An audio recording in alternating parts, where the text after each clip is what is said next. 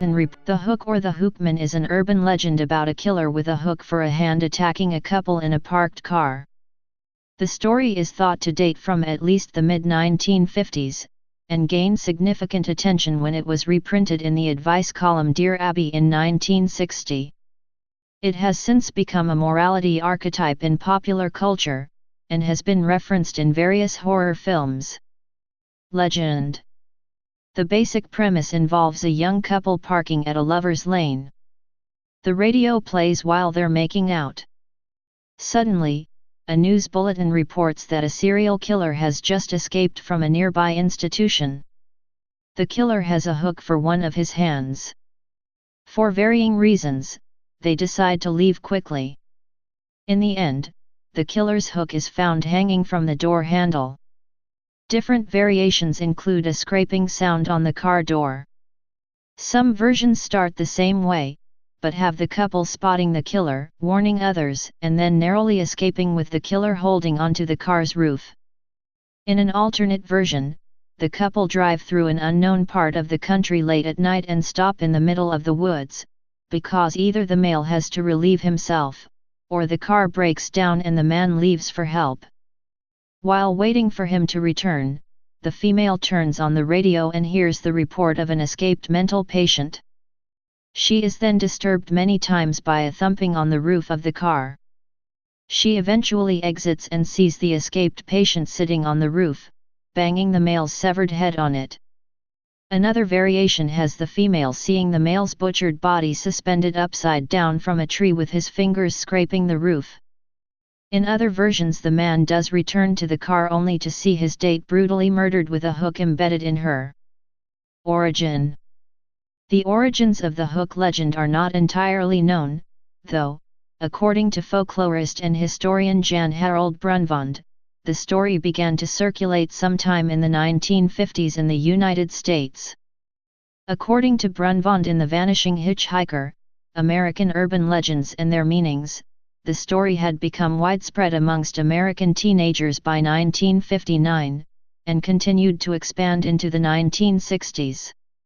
The first known publication of the story occurred on November 8, 1960, when a reader letter telling the story was reprinted in Dear Abby, a popular advice column. Dear Abby, if you are interested in teenagers, you will print this story. I don't know whether it's true or not, but it doesn't matter because it served its purpose for me. A fellow and his date pulled into their favorite lover's lane to listen to the radio and do a little necking. The music was interrupted by an announcer who said there was an escaped convict in the area who had served time for rape and robbery. He was described as having a hook instead of a right hand. The couple became frightened and drove away. When the boy took his girl home, he went around to open the car door for her. Then he saw a hook on the door handle. I will never park to make out as long as I live. I hope this does the same for other kids. Jeanette. Literary scholar Christopher Pittard traces the plot dynamics of the legend to Victorian literature, particularly the 1913 horror novel The Lodger by Marie Adelaide Belloc Lowndes. Though the two narratives have little in common, he notes that both are built upon a threefold relationship of crime, dirt, and chance. Such a reading also implies a reconsideration of the historical trajectory of the urban legend, usually read as a product of postmodernist consumer culture. Interpretations. Folklorists have interpreted the long history of this legend in many ways.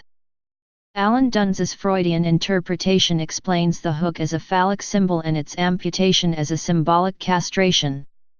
Swedish folklorist Bengt A.F. Klintberg describes the story as an example of a conflict between representatives of normal people who follow the rules of society and those who are not normal, who deviate and threaten the normal group. American folklorist Bill Ellis interpreted the maniac in the hook as a moral custodian who interrupts the sexual experimentation of the young couple. He sees the Hookman's handicap as his own lack of sexuality, and the threat of the Hookman is not the normal sex drive of teenagers, but the abnormal drive of some adults to keep them apart. Influence on film. The Hook legend has most often been depicted and referenced in horror films. Its prevalence, according to film scholar Mark Kermode, is most reflected in the slasher film, functioning as a morality archetype on youth sexuality. In Meatballs, 1979, Bill Murray's character retells the Hook legend to campers around a campfire. He Knows You're Alone, 1980, opens with a film within a film scene in which a young couple are attacked by a killer while in a parked car. The slasher film Final Exam opens with a scene in which a couple are attacked in a parked car, and later, a student is murdered in a university locker room with a hook. Campfire Tales, 1997, an anthology horror film, opens with a segment retelling the Hook legend, set in the 1950s. I Know What You Did Last Summer, 1997, features a killer stalking teenagers with a hook.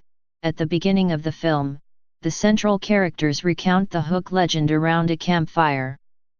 Lover's Lane, 1999, is a slasher film featuring a killer who murders teenagers at a lover's lane with a hook. Please subscribe and thanks for watching.